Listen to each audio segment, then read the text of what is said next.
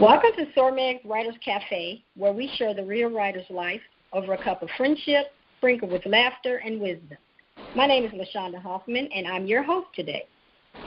This episode is sponsored by Virtual Tea with LaShonda, Promotion Strategy Session. Today's podcast is a book brag. I've invited 3 authors to come in and brag about their books. Today's guests are Sheena Brinkley, Hill-Mackey, Sherrod Tunstall. Sheena, let's start with you, please. Okay, well, a little bit about myself. Of course, my name is Sheena, and I am a romance author. I have various books out right now on Amazon, and tonight I'll be reading an excerpt from my latest book, which is named How Deep Is Your Love, which is actually part of the Love Chronicles series.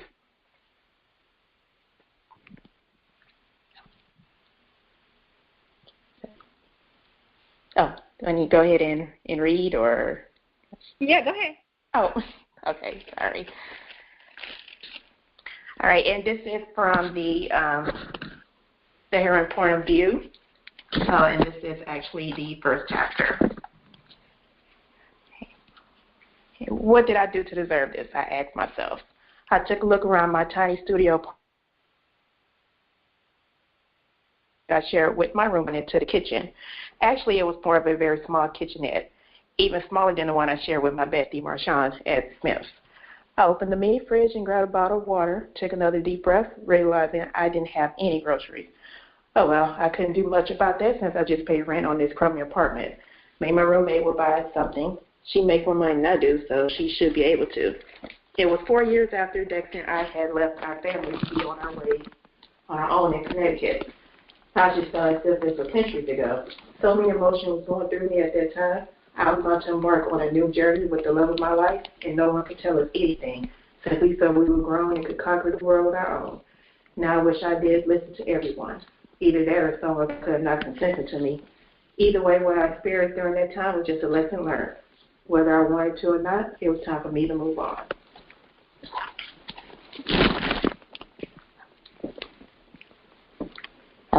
Want me to keep reading, or? That was your excerpt? Thank you. Yes. Oh, okay. Carol, you want to go on? Yes. Hi, LaShonda. Thank you, first of all, for having me on the book brag. You know, I really am honored and humbled by it. A little bit about me. I'm Carol Hill-Mackey, and I am the former editor-in-chief of Black Expressions Book Club. That's what most people will remember me from. But I'm also the author of Sister Girl Devotions, which was published in 2010. And my new book is called Faces of Praise, Photos and Gospel Inspirations to Encourage and Uplift. And that's what I'll be reading from tonight. And what it is, it's a photo journal, a photo devotional, I co-authored this with my photographer friend Jeffrey Grant, who took all these great pictures of every gospel artist, that's popular and out there right now. There's 60 of them, and I wrote the devotions to accompany each picture, each photo, and they're based on these artists' songs. So it's kind of an interesting concept that we did. So anyway, I'd like to read from Fred Hammond's page called No Weapon. I don't know if you guys are familiar with his song No Weapon, Formed Against Me Shall Prosper. Beautiful song. It was very inspiring. And the way that the book is set up is I start out with a foundational scripture, and then I have the devotion, and then I have what's called a high note, which is really like a takeaway or an affirmation. All right, so here I go. And it's short. It's not long. No weapon. But in that coming day, no weapon turned against you will succeed. You will silence every voice raised up to accuse you. These benefits are enjoyed by the servants of the Lord. Their vindication will come from me. I, the Lord, have spoken. And that's Isaiah 54:17, and that's the New Living Translation. Words can lift you up, encourage you, inspire you, and motivate you. We all love to be around positive people who speak life into us and over us. But some folks use words as weapons, and they hurt worse than if you've been sucker punched. If you've ever gotten a promotion on the job in ministry or in an organization, you know what I'm talking about. You know that everyone was not happy for you. You see it in their body language, but you certainly hear them speak their true feelings in backhanded compliments or thinly veiled insults, followed by, you know I'm just kidding. They murder you with their mouth. Jealousy is a green-eyed monster, and you'll get your share of it if you have a spirit of excellence. People may tell lies and gossip about you and try to sully your name, but it's all good. The Lord has plans for you, and nothing can stop the favor God has coming your way. He has blessings with your name on them that no one can reverse. So claim Fred's lyrics as your affirmation. No weapon formed against me shall prosper. It won't work. God's power will annihilate every fiery dart. Poof, gone. It's been said, the higher the level, the bigger the devil. But God is bigger than whatever opposes you. Words meant for evil, God will turn around for your good. He will bless you in the presence of your enemies. And the high note is, no matter who's against you, God is always for you. Oh, I like that. Thank you. Thank you. Nice. Thank you. That sounds like a good Christmas gift. Great Christmas gift. Yes, it makes an excellent gift. It's very gifty, very colorful book, and it's a coffee table book, but it's also a real book that you can read and be inspired by. So I pray that it blesses everybody. Thank you. You ready, Sherrod? Yes. Hi, LaShonda. I want to thank you so much for letting me be on your show. You know, I've been trying to get on the show for years, but I just was always shy and nervous, and I just thought to myself, like, I'm going to just do it for the heck of it, and I want to thank you again. Well, let me introduce myself. I'm Sherrod Tunstall. I'm a St. Louis native, me and LaShonda, whoop, whoop. And I came on the literary scene in 2013 with my debut novel, Spicy, which is an urban fiction novel, and it was on the Amazon bestsellers list. So proud of that. And I'm recently signed to Urban Books. I recently released my 4th book, Beating the Odds, and it's about these 5 friends that go to Brazil, and they get caught up in some BS, and now they have to get out of it. And that's what I'm going to read my little sample from. Here it is. It's chapter 4. Here it goes. For the past few days, Brad had been thinking about the situation he had gotten himself into. Now he was at the airport sitting, waiting, and thinking of all the shit, excuse my language, that could go wrong on the trip to Rio. What if we get caught? Other countries' prisons are a lot worse. Will I ever see American soil again? But what if everything goes according to plan and we all get our 50 G's? Yes. Brad looked at his friends. Travis had his headphones on, nodding to Alicia Keys. Tyler was reading Ghetto Love by local St. Louis author Mary L. Wilson. Shout out to my girl Mary. Stan was looking at porn on his cell phone while Swag was on the payphone getting clear instructions for Armand. Brad's feelings were up and down, and as the clock ticked away, he started sweating bullets. Damn, why did I agree to do this shit? Maybe while no one's looking, I could just run for it. But then what I do for money? There was no way in hell I'm going back to work in a low-paying restaurant again. For 50 G's is a lot of bread to get me by for a minute. His thoughts continued, and he didn't even notice that his cousin was shaking his shoulder. Back to reality, Brad shifted, in his seat looking at Swag. Yeah, man, what? Here's your passport, man. Now cheer up and let's go. Get on this plane, said Swag, handing him the passport along with the other guys. Brad knew his final decision was to proceed with the trip. He put the passport in his back pocket. He shook his head and got up. His stomach felt queasy. He looked outside the window at the American Airlines plane and whispered, "Goodbye, St. Louis." And that's it. Thank you. Sounds like they about to get into some mess, huh? Yeah. All right.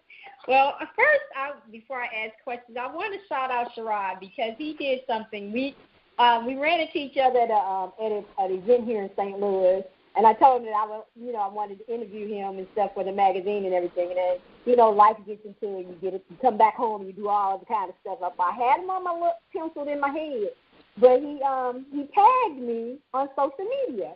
And he said, basically, the tag was about these were the places he wanted to promote. He wanted to be interviewed on. And he had different magazines, and he had Store Mag on there and everything. And I was like, now that's how you be a butterfly. That's how you showcase your wings. And I shared it on my Facebook page because I think a lot of authors are afraid to ask for the interview. They're waiting on the magazine to come find them. And you have to think about, as a magazine publisher, there's a whole bunch of authors out there. If you're not in front of me, I got 4,000 people following me. That's a lot of people trying to keep in front of me, trying to figure out who I need to put in the magazine or whatever. So you got to make yourself stand out so I can remember I'm supposed to do an interview with you. And so if I do that, I know other places are doing the same thing. And so I just wanted to commend you, Sherrod, for standing out, making yourself stand out and say, hey, this is what I want to do.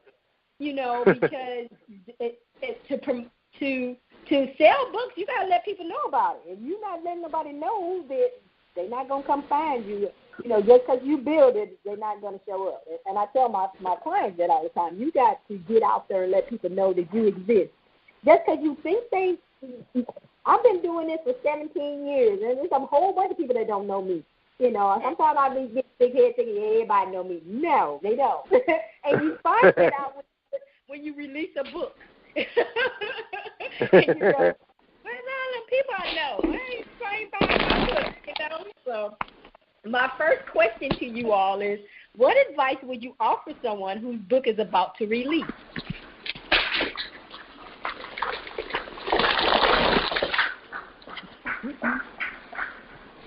This is Carol. I think I would tell them to try to get as much word of mouth out there as possible, because if they're with a publisher, the publisher's only going to do so much.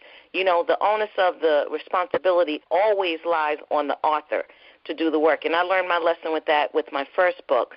And my editor was very, very frank with me. She was like, listen, they have limited budgets. All these publishers have limited budgets. And if you look at it, it's just basically your publisher is really your printer, with a few perks.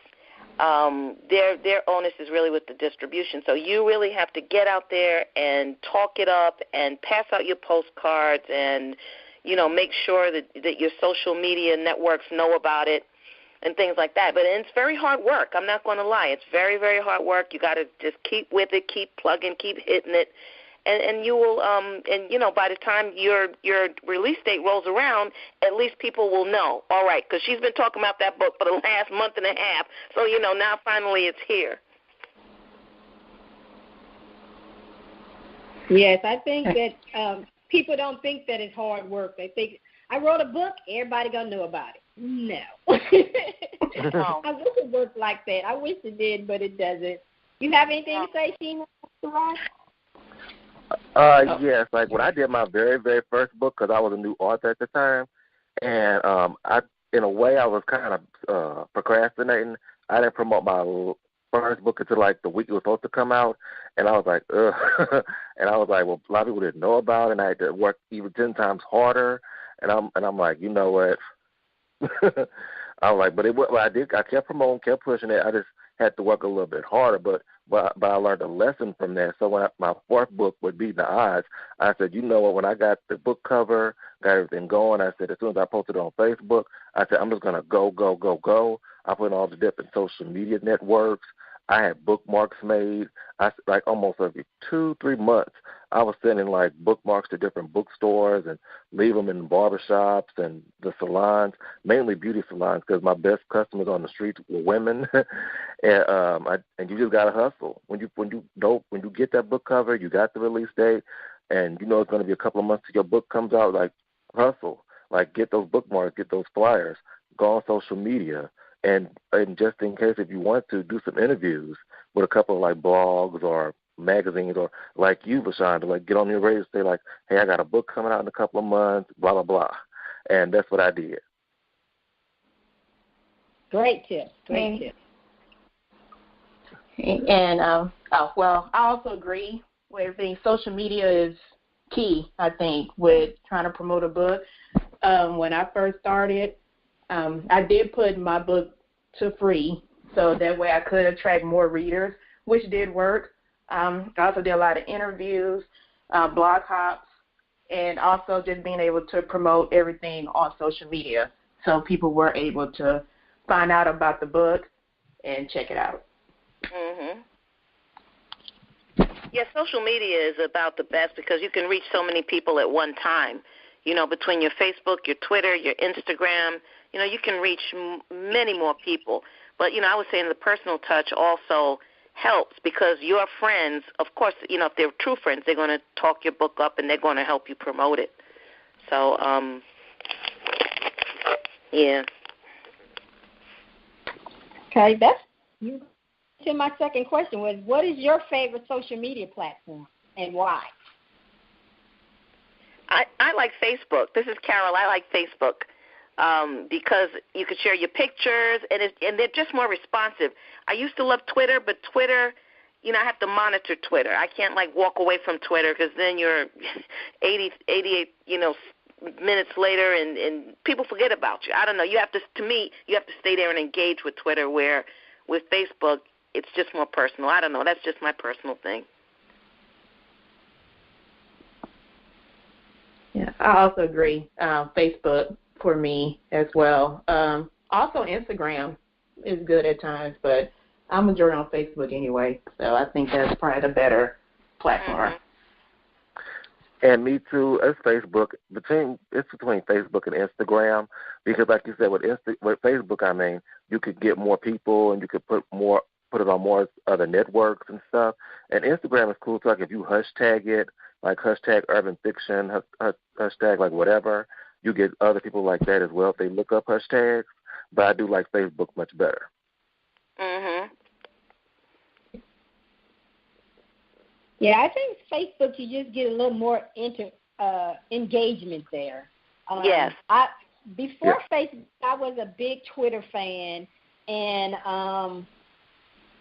but I had a lot of access to Twitter at the time. And then once I stopped, it's like you said, Twitter is instant right there. It's, you post something, you post a question on there, they want you to be able to respond right then and there. And I found that I couldn't do that as much as I used to. And so I was like, I like that about Facebook because you could post a question later on and answer it. You know, on Twitter, if you ain't answering, they moved on to the next person. They ain't thinking about you. That's right. Yeah. What did I say again? What was the title again? You're not even talking, and then don't make a man. They've been pulled you down underneath. So, you know, the black Twitter is horrible sometimes. So don't make a man. So. Oh my God, no! You know, and that's with all of it. I mean, they can be very nasty, and a lot of them don't have anonymous handles. You know, so you can't tell who it is that's talking. So nah, I'll stick with Facebook. Me too, and Instagram. Yes, and Instagram. Yes, Instagram's good too. Okay, so I'm going to ask about, we're talking about promotion and selling. The whole thing about promotion is selling. What advice would you offer someone whose book is not selling? What do you do about that? But, you know, honestly, and I don't want to hog the conversation. If one of you want to jump in first, go right ahead. Okay. Well, I mean, for me, I would say for anyone that's with their sales not doing as well, just keep pushing, keep promoting, just keep getting your book out there for people to actually take notice and to give it a try. I mean, there has been times with myself when I've released books and it hasn't, like the sales wasn't really doing well as compared to my other books. I just continue to try to put them out there. And like I said, including social media or just word of mouth. And I feel like with that, then people will be able to check it out, read it, leave reviews, and I guess so that way it could just be noticeable. Okay, like what I would do is like if my sales weren't doing too well, like she said, like through social media, keep pushing, like keep posting, keep pushing, like keep putting word of mouth, keep mailing flyers to different bookstores or different stores in general. And sometimes what you can do, like if your sales are not doing too well and you have books on you, just do like a contest or something, because it's like if you can give books away, and you figure like, okay, like you're getting your books out there through the contest, you're giving away for free, but at the same time it's still promotion out there, and you're still keeping it up, and that'll help you out sometimes too. Yes, I agree with what both of you said, and but to your initial point, LaShonda, I just think that if your books are not selling, it's your fault. And I'm not trying to be mean, but I'm saying that means that you have to do something different. If you keep just doing Facebook or if you keep just doing Twitter, then you have to do something different. You have to get out there, like Sherrod said, give away a couple of books, or, have a little, I don't know, something to engage people more and tell them that you're out there. But I've seen, I've worked in the business a long time, and I have seen authors who, they complain, but it's like, but you have to just do something different then. That's all. You don't give up. Please don't give up. But just keep hitting it, because something's going to work. Put it that way. Something is going to work, and but you just got to keep trying. I'm so glad you said that. I think that I teach that a lot, to try something new. If a lot of people, they get into this social media thing and posting in groups, so they spend their whole day posting in groups. And I'm like, what are the results from posting in groups? Are you selling books? Or are you just posting in groups? When my first book, that's what I did. I was like, well, everybody talk about groups. My book was for authors. So I'm like, well, these authors are in these groups. They're posting. I'm going to post in the group. And probably for the first 2 weeks, I tried that. And I'm one of these people, I need some engagement. If I don't get nothing but crickets, I'm moving on, because I know that that's not, and that's right. I'm always teaching that. If you're getting the same, if you're getting that $5 Starbucks royalty check, why do you keep doing the same thing? Something needs to give. You have to try something different. That's right. And a lot of people are so. Amen. You can sell on social media, but you can't stay on one social media platform and think it's gonna bring. Yeah. I have one book, so I'm on Facebook. I'm more Facebook out. I gotta go find someplace else and meet some new people. Right. And I think a lot of authors don't realize that they have to do something different. I like what you said, Sherrod, about the content. I'm not giving nothing away. They're gonna buy my book. If nobody's buying your books, they're just stacked up in your room anyway. So okay. Let's have a contest and see, and try something different. I heard someone once said that he gave out 5,000 books, and he said, but he gained 5,000 readers because he he's like, cause he gave his 5,000 books out, but the next set of books, those people bought books because they knew who he was, they knew what the book was about, they liked his style, and he had that. He said, now I could have just waited on them to find me, and it never would have happened. So you have to find.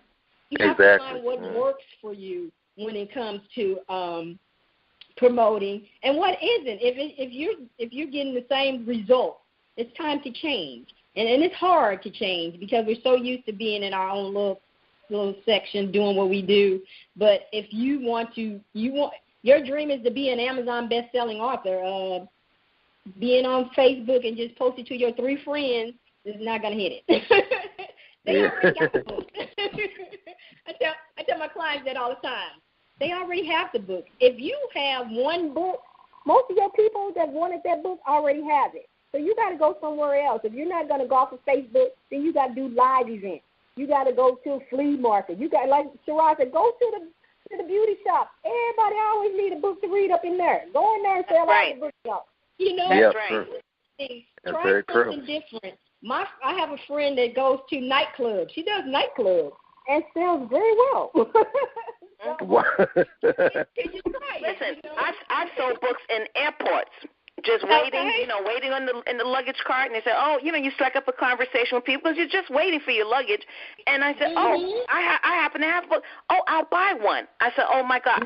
And that was the first time I started selling books in the airport.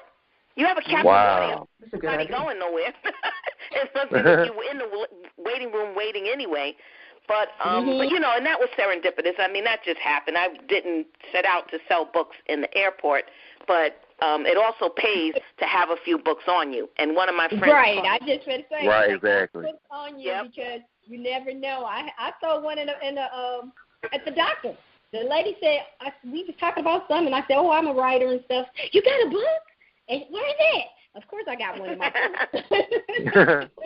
And I tell people that all the time. If you're a woman, you need to have two books in your purse at all times. Because the one time you don't have I've had it happen to me. I don't have one in my purse. I don't have none in the car. Somebody want a book. I'm like, seriously? And one of my friends told me. And one of my friends told me when I went to this book convention, and I was trying to tell her what else could I do, and she said, "Guess where I could be selling books there?" And I was like, "Where?" She said, "At the strip clubs." I was like, "What?" Because she said she made good money at the strip club, like little events and stuff like that. I was like, "What? Are you serious?" And she told me pictures, and strippers even bought the books, and the women. I was like, "Huh? What?" Hey, everybody reads. Hey. That's right. Everybody reads. Put it that way. They read in one form or another. They read. Right. They absolutely do. So that's a sale. That's a sale. That is a sale. No judgment. No judgment. Right. Nope. You be sitting over here mad because you missed that sale. Somebody else got it. That's right. All right, we're going to take a quick break for our sponsor. All right, this episode's sponsor is Virtual Tea with LaShonda Promotion Strategy Session. Are you frustrated by your promotion? It's time for a promotion audit. A promotion audit includes helping you find your readers, suggestions for content to reach your readers, social media tips, promotion scheduling tips to stay consistent, tools to improve your promotion so you can become the social butterfly you are meant to be. Check the show notes for the link so you can schedule your promotion audit and get back on track to being a social butterfly. All right, we are right back with our guest today, Sherrod Tunstall, Hill-Mackey, and Sheena Brinkley. We're talking about promotion right now.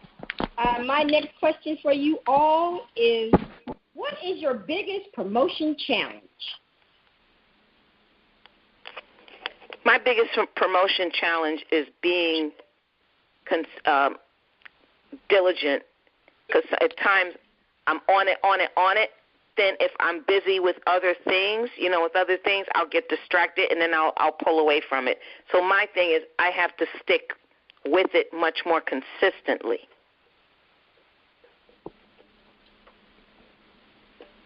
Yeah, that's also my challenge. Mainly because I have a full-time job as well as writing. Me too. So. Me too. So. You three, right, Sherrod? Right. So trying to balance the two sometimes can be really stressful, especially when you have a deadline with trying to finish your story and then other things come into play. So it's trying to find everything to balance it all. So that's one of my biggest challenges. And yeah, me too. Like I have a full-time job too, and sometimes, and plus my coworkers, we all eat together at lunch all the time, and it's like I want to promote, but it's like I'm trying to talk to them, trying to get the tea on the job, and I'm like the male version of Olivia Pope. Like I gotta have the information just in case, and I need it right there and there, and there are some days like I don't want to bother with them right now. I want to go to this little corner and just promote, but it's hard, and plus like I've got my other book I'm trying to work on, and it's like I'm all over the place. Plus I got family life over here, and it's like ugh. But I do make that 1 or 2 days to myself where I just promote, and that's what I do. Mhm. Oh, those are great tips. How do you balance everything? Do you have a system for how you balance everything, or are you just like me, cuckoo for Cocoa Puff? Cuckoo for Cocoa Puff, but it all works out because I tried to have a set schedule and it never works out in the end. So I'm like, I'm just going to go cuckoo for Cocoa Puff, but in the end, it all gets done in the end. Yes, it does. But, it is hard. And like I said in the beginning of the broadcast, it's not an easy thing. When I did my first book, I noticed how hard it was. And I had been working in the industry for a long time, but I'd never been an author. So I was on the other side of the business. But when I got on the author side of the business, I was like, wow, this junk is really hard. Especially if you do trade shows, if you do vending, if you do book fairs and things like that, it can be tiring, it can be expensive, but it's your baby. That book is your baby, and I think that's the way you have to look at it. This is a child that I have to really nurture, and then once you change your mindset about it, you'll really be able to embrace it. But it's not easy work. It's hard work. And that's not to deter anybody because it's very worth it. And I want to overstress that. It is. It's very worth it. It's very much worth it. I so agree. I have been promoting for almost 20-some years, and I had not a clue. I would say that. People used to come to me, and they'd be like, oh, LaShawn did this and that. And I'm like, well, But when it's your book, it's a whole different ball game. Right. You got to come up with a plan on how to get it out there and what to do, and then you think, oh, I know all these people gonna buy my book. No. And so I think that's the hardest thing when you have a fan base and you're thinking, oh yeah, everybody's gonna be on this book, they're gonna love this book, and it doesn't work that way. And I see so many people so upset with their family and friends because they haven't bought a book. And I tell them, that's not your audience. You can't get mad because they want to read your book. That's true. That's true. I have, and she sold her first book out, she sold 500 books. But that was her friends and family. So the second book, she sold about 10. She's like, what happened to them 500 they bought? I said, that was friends and family. They were just happy to support you. But they not your audience. You got to get out there and find your audience. And she was like, she had got a little spoiled because she I sold 500 books. Yeah, to friends and family. Now you got to go find the real reader. And once you find that reader, it is so wonderful because all this hard work was worth it. And I tell people that even if you got one reader, that person said yes, they spent their money, and they love it. And when they write you the letter, your whole world just blows up. And you go, okay, I'm going to get out here. I'm going to do it again. Right. Yeah. And that's how people have 40 and 50 books because you be like, wow, you got 40 books? But it's that reader. It's like a high. You go, okay, that one person bought that book. Okay, I'm going to hear it. Somebody's going to buy it. Somebody else is going to buy it, and you get all psyched up because it is hard, like Carl said, not to discourage you, but if you come in here thinking that you're just going to write a book and that's all you got to do, I'm sorry to say that's not how it works, and you will be It doesn't. Yeah. You mad at the world when all you have to do is do your homework, Right. And Google's out there. The real work begins when that book is published. Writing it was the easy part. The real work begins when you got to hit that pavement and hit the phones and hit social media and come out of your pocket with your credit card with, plane fares and all these things. That's when the real work begins. And that will show you what you're made of, if this life is for you or if it's not for you. Because some people may discover, look, I ain't doing all that. This is too much. I don't want to do all that. Well, then you don't want to be a writer. You don't want to be an author, I should say, because you can write, but you don't have to be an author and peddle books. You don't have to do that. But you could still, write your blogs or write magazine articles or whatever else you plan to write. But being an author is a whole nother ball of wax.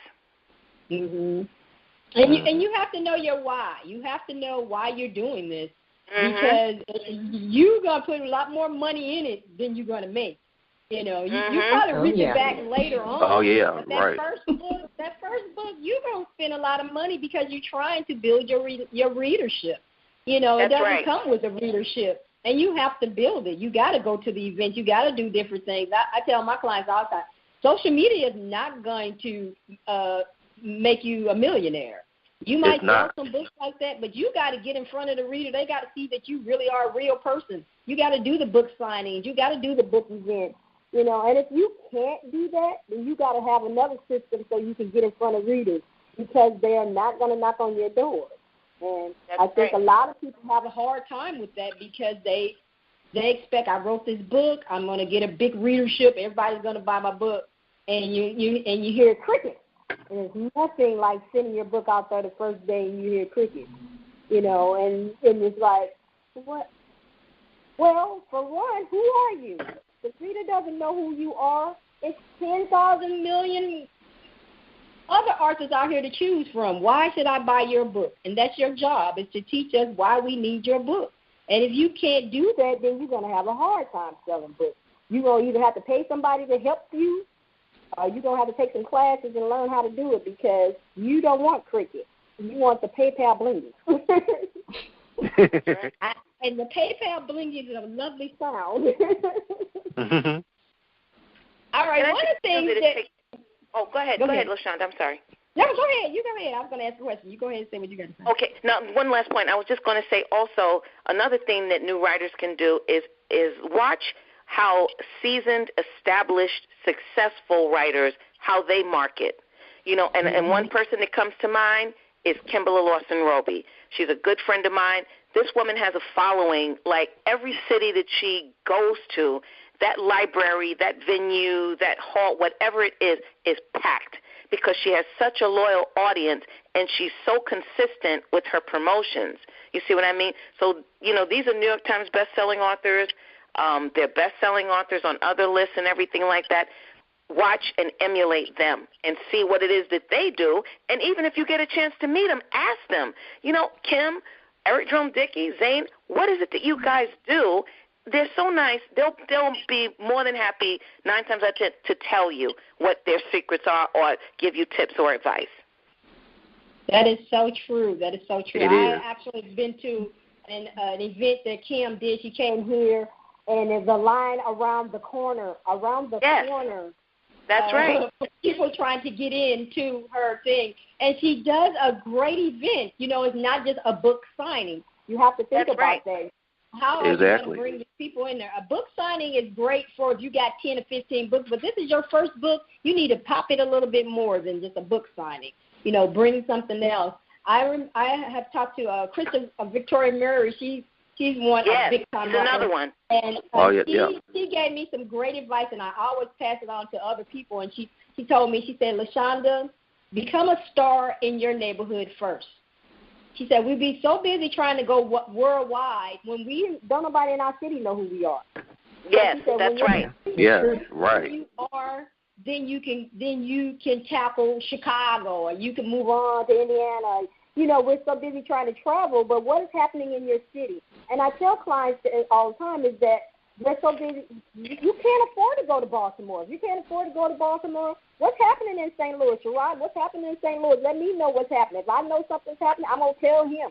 You know, we don't enjoy what's happening in our community because we're trying to get outside. But you can have a fabulous life as a writer with just the people in St. Louis. Hey, if they ban the books, all right. You know, right. We're trying to get out. We burn ourselves out. We spend so much money trying to go to L.A., trying to go to Atlanta, trying to go to New York. When you have a writing community, a readership right in your community, you have to enjoy that. Right in your own backyard. Yeah, see what's happening there. What events are happening there? I tell people all the time, the library is your friend. All my events that I've had have been in the library. And if you're sleeping on the library, you sleeping on it. As a matter of fact, Kimberly came because of the library. So, you know,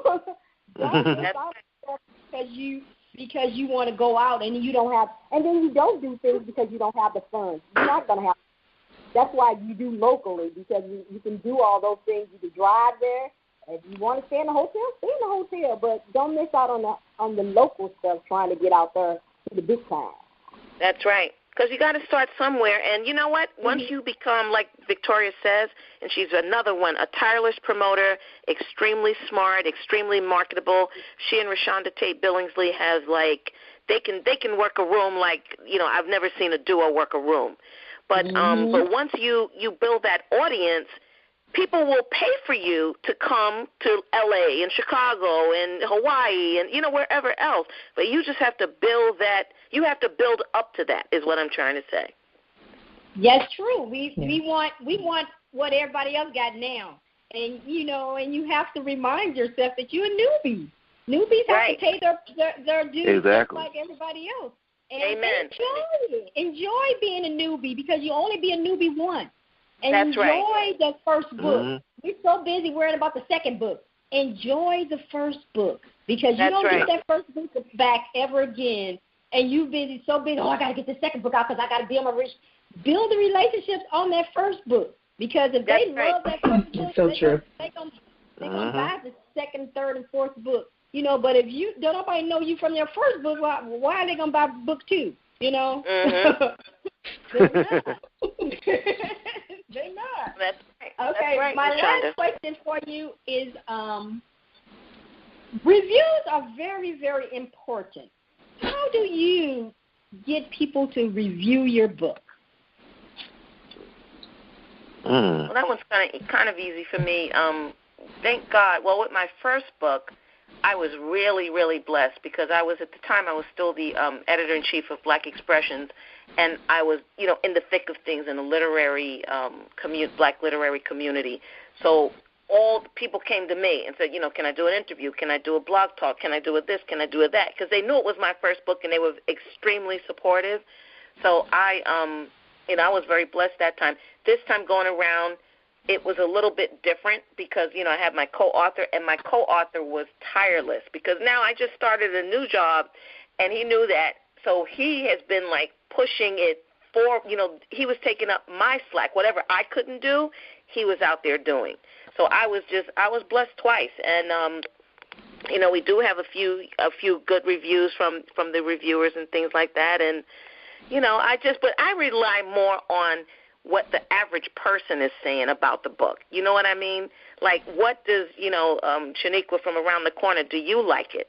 Because if Shaniqua likes it, then there are other people, other black women and other women and men that would like it as well. That's the way I look at it. That's the way I look at it. And reviews are good, believe me. But I rely more, and I really appreciate just the personal, the one-on-ones. Because people are going to tell you their honest opinion. But I love the bloggers, I love the reviewers, and thank God for them. Thank God for them. So. All right. Way I do it, like I was talking to different book reviewers. Like two of them is Kiana of Don't Read Me, Read a Book. Like I network with her, and also talked to Jonathan Royale. He's the blogger of Books, Beauty, and Stuff. And I was asking, like, mainly him, I was like, can I send my book out to you, just to review? And he did. He put on his YouTube channel, and he was flat out, he was, like, honest and everything. He liked the book. He even mentioned, like, 'cause my first book had, like, a bunch of grammar and editing issues, but he still liked the book. And, like, I was asking, like, when I did contests, too, I asked people if they could review the book, too. And plus, I networked with other authors at the time. And it's like, let's book swap. Like, you read my book, I read yours, and we leave reviews. And that's another good method, too. And, like, sometimes you're not going to get good reviews, but the reviews make you stronger. And it's like, first you're like, they don't like my book. I used to be like, whatever, like, blah, blah, blah. But as I got into the industry and I got older and wiser, it's like these reviews were here to help you. And it's like it makes you better, and it makes you work on your craft even more. So like the young lady said, I'm glad for the reviewers and the bloggers, and I'm just glad they're just keeping it real. Amen. Amen. Well, as far as with reviews, actually my first book had received the most reviews compared to the other books that I do have, and that's mainly just going to having interviews, talking to bloggers, and also doing advanced copies, too. I think it's also pretty good with reviews. Oh, those are good tips. Thank you. Did you want to say something else? All right. Well, this has been excellent. I really enjoyed talking to you all. You gave some great tips. I hope that people take some good notes because these were some good tips. How can we get in contact with you? Well, they can contact me via my Facebook page. My website is being redone, so that's not up yet, unfortunately. But they can reach out to me on Facebook, Carol Hill-Mackey, and I have the Carol Mackey fan page, which I'd love for them to join if they don't mind. And I also have Faces of Praise Facebook page, so they can go there, and that's where we put all of our excerpts. And you're going to see the beautiful photos, and we engage people there. So those two places, Carol Mackey fan page and Faces of Praise, would be great.